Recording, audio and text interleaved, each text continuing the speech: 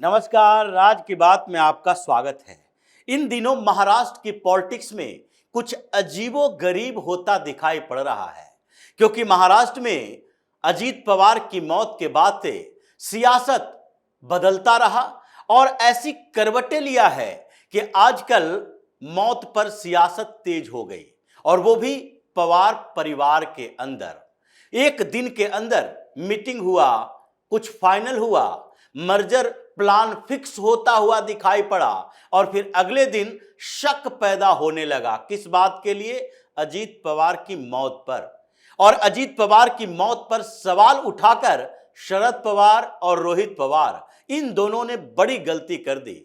इन्होंने जिस तरीके से कहा है कि मौत पर शक है, रोहित पवार आजकल शरद पवार के सबसे करीबी परिवार के मेंबर हैं। जब से अजीत पवार शरद पवार से अलग हुए थे, उसके बाद उन्होंने परिवार के दूसरे लोगों के बीच रोहित पवार को उभारा, और सुप्रिया सूले के बाद रोहित पवार को ही अपनी पार्टी यानी शरद पवार की एनसीपी, इस पार्टी का सर्वे सर्वा बना दिया। महाराष्ट्र के अंदर सारे निर्णय रोहित पवार ही लेते हैं शरद पवार की पार्टी का, और इसीलिए जयंत पाटिल और रोहित पवार के बीच लंबे समय तक संघर्ष भी चलता रहा कि महाराष्ट्र में एनसीपी शरद चंद्र पवार का प्रमुख कौन होगा, कौन निर्णय लेगा, पार्टी पर होल्ड किसका रहेगा।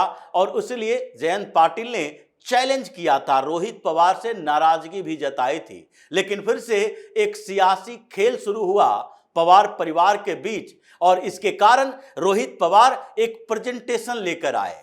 प्रेजेंटेशन में उन्होंने कहा कि शरद दादा की मौत केवल दुर्घटना नहीं, एक बड़ी साजिश है। साजिश कैसी और किसने की, ये मतलब नहीं, लेकिन इन्होंने एक और सवाल उठाया कि साजिश को उभारने के लिए, इसकी जांच के लिए राज्य की सरकार पर भरोसा नहीं है।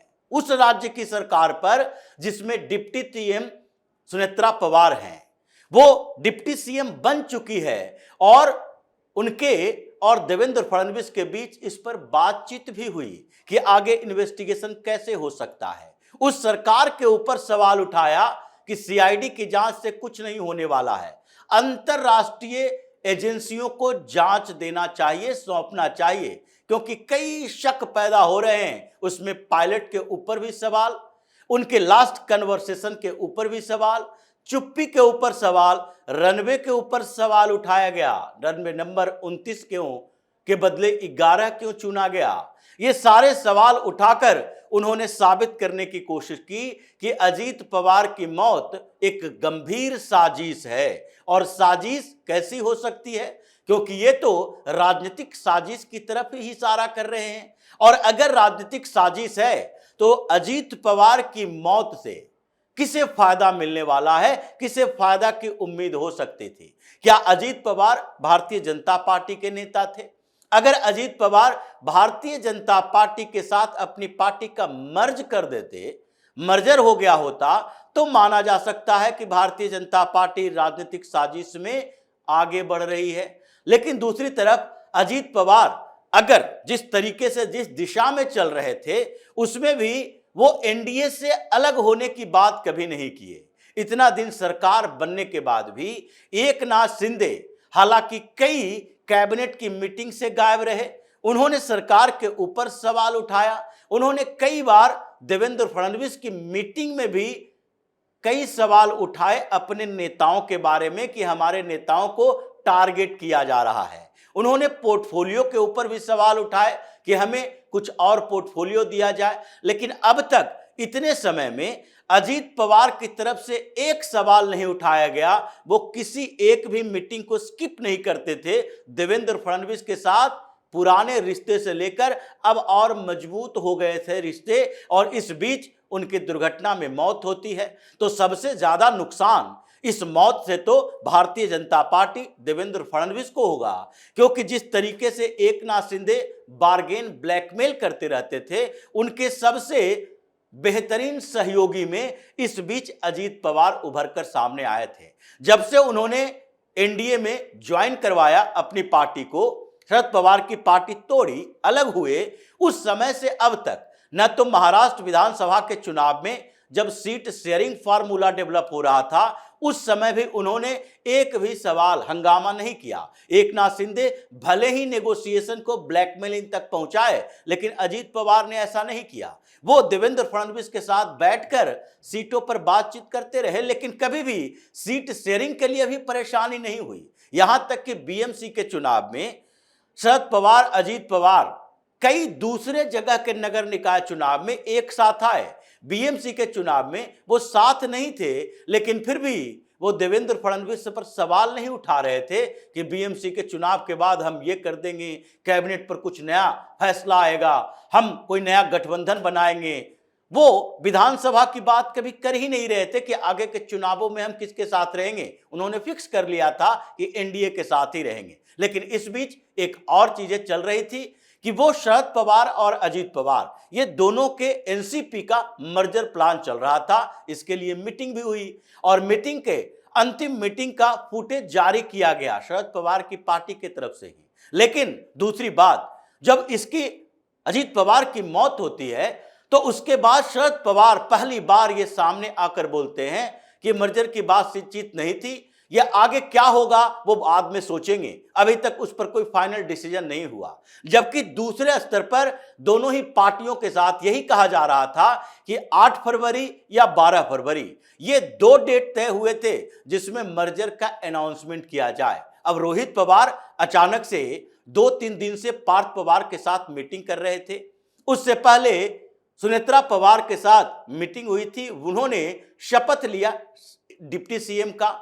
और इस बीच उन्होंने 2-3 बातें कही थी, जिसमें से एक दिल्ली जाकर प्रधानमंत्री मोदी और गृह मंत्री अमित शाह से मुलाकात की थी। और इसी बात को लेकर शरद पवार की पार्टी और खासकर शरद पवार ने एक नया एंगल निकाल लिया। इन लोगों की पूरी प्लानिंग थी कि अजीत पवार की मौत के बाद सुनेत्र पवार डिप्टी सीएम जल्दीबाजी में न शपथ लें और बल्कि इसके लिए 20-22 दिन का इंतजार करना चाहिए। यह शरद पवार के परिवार और उनकी पार्टी के तरफ से कई जगह कई मौकों पर कहा गया कि सुनेत्रा पवार को इतनी जल्दीबाजी में सीएम पद की शपथ नहीं लेनी चाहिए थी। कम से कम रिचुअल्स जो थे अंतिम संस्कार के बाद के वो सारे पूरा हो जाता, उसके बाद 10 दिन इंतजार करती और फिर 22-23 दिन के बाद वो डिप्टी सीएम बन सकती थी। ये 22-23 दिन का समय क्यों चाहिए था? क्योंकि इस बीच शरद पवार और अजीत पवार ये दोनों के परिवार की और दोनों की पार्टी की चर्चा हो रही थी, जिसमें पवार परिवार में अब अजीत पवार की अनुपस्थिति में एनसीपी के कमांड की चर्चा चल रही थी। इसमें कोई डाउट ही नहीं था कि अगर दोनों पार्टी का मर्जर हो जाता तो इस पूरी पार्टी के कमांड शरद पवार के पास जाती और फिर यह चर्चा होती कि अब तो दोनों एनसीपी एक हो गई है, तो इसमें अब कैबिनेट के अंदर अगर एनडीए में ही जाना है तो भी देवेंद्र फडणवीस की कैबिनेट में कौन कौन से मंत्री होंगे ये डिसीजन तो शरद पवार लेंगे। और शरद पवार अगर लेंगे तो उस समय मर्जर के बाद सरकार में शामिल होने में उनकी 2 शर्तें थी कि एक तो रोहित पवार के लिए कैबिनेट बर्थ जिसमें से डिप्टी सीएम का पद भी हो सकता था, और दूसरे तरफ सुप्रिया सुले के लिए केंद्र में केंद्रीय मंत्री का, और फिर पवार की पार्टी ज्वाइंट तौर पर शरद पवार लीड करेंगे और फिर अजीत पवार की पार्टी के नेता भी उन्हीं की बात सुनेंगे। लेकिन इसके बीच एक खेल हो गया क्योंकि शरद पवार के इन राजनीतिक दाव पेच से उनके पुराने सहयोगी भी परिचित थे और प्रफुल्ल पटेल सामने आए। छगन भुजबल, प्रफुल्ल पटेल, सुनील तटकरे और साथ ही धनंजय मुंडे, इन 4 लोगों ने अजीत पवार की पार्टी में एक्टिविटी बढ़ाई, कमेटी बनाई, विधायकों से बातचीत की, सुनेत्र पवार से बातचीत की, देवेंद्र फडणवीस के साथ 2 मीटिंग की और शरद पवार के सारे दाव पेच के बारे में बताया, जिसकी वजह से सुनेत्र पवार तैयार हो गई कि नहीं अभी हमें डिप्टी सीएम बनना है। यही बात शरद पवार के लिए बड़ी परेशानी वाली हो गई और उनके तरफ से बयान आने लगा उनकी पार्टी के तरफ से इतनी जल्दीबाजी क्यों थी, क्योंकि प्रफुल्ल पटेल ये मानते थे कि अगर मर्जर के बाद कैबिनेट में दाखिल होना है पवार परिवार से किसी को तो शरद पवार कुछ न कुछ तिकड़म भिड़ा देंगे, इसलिए पहले शपथ उसके बाद आगे की रणनीति तैयार होगी। और इसी वजह से आज रोहित पवार जो सोच रहे थे कि अब तो डिप्टी सीएम की कुर्सी हमारी ही होगी क्योंकि मर्जर हो जाएगा, और सुनेत्र पवार अभी केंद्र की राजनीति कर रही है, राज्यसभा में है, पार्थ पवार अभी एक्टिव नहीं है, तो ऐसे में रोहित पवार जो 2 बार से चुनाव जीतकर आ रहे हैं, उनके एक्टिवनेस के बाद शरद पवार ये फैसला लेंगे कि उन्हें डिप्टी सीएम बनाया जाए कैबिनेट में, और उसके बाद केंद्र में सुप्रिया सुले को मंत्री बनाया जाए, पार्टी मर्ज करे और फिर पहले की तरह पार्टी चलती रहे, हालांकि एनडीए का हिस्सा ही बनी रहे। इसलिए सुनेत्र पवार ने कहा इस मर्जर प्लान से पहले हमें प्रधानमंत्री मोदी से और गृह मंत्री अमित शाह से मिलना है। इसलिए इस साजिशी बयान हंगामे के बीच वो दिल्ली पहुंची हैं, प्रधानमंत्री मोदी और अमित शाह से मुलाकात, और उसमें महाराष्ट्र की पॉलिटिक्स पर यह चर्चा कि शरद पवार की पार्टी के साथ जो चल रहा है उसमें आगे क्या किया जाना चाहिए, क्योंकि अगर लीड करने की बात आएगी तो अभी भी महाराष्ट्र में उसी तरीके से अजीत पवार का परिवार लीड करेगा, यानी सुनेत्र पवार लीड करेगी,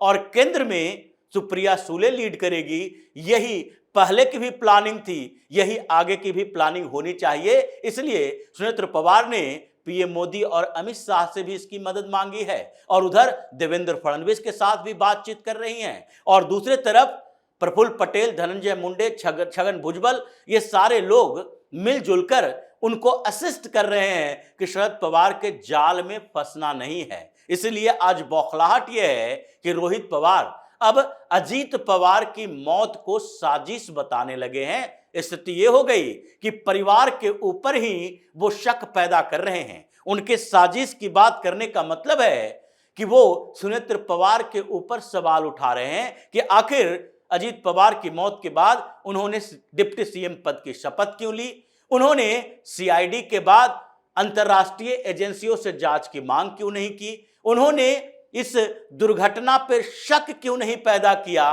क्यों नहीं कहा इसकी जांच होनी चाहिए। ये सारे सवाल तो सुनेत्रा पवार के ऊपर हैं क्योंकि वो सरकार में शामिल हैं। तो ऐसी स्थिति अब पवार परिवार में हो गई है। ये जो मर्जर की चर्चा चल रही थी, रोहित पवार जिस बौखलाहट के साथ सामने आए हैं, उससे तो शरद पवार, रोहित पवार दोनों ही इस मौत की साजिश में फंसते नजर आ रहे हैं। तो इसी तरह की खबरों के साथ फिर से हाजिर होंगे, तब तक के लिए बने रहिए हमारे साथ और देते रहिए हमें सहयोग, ताकि इसी तरह की खबर हम आपके लिए लाते रहें। धन्यवाद।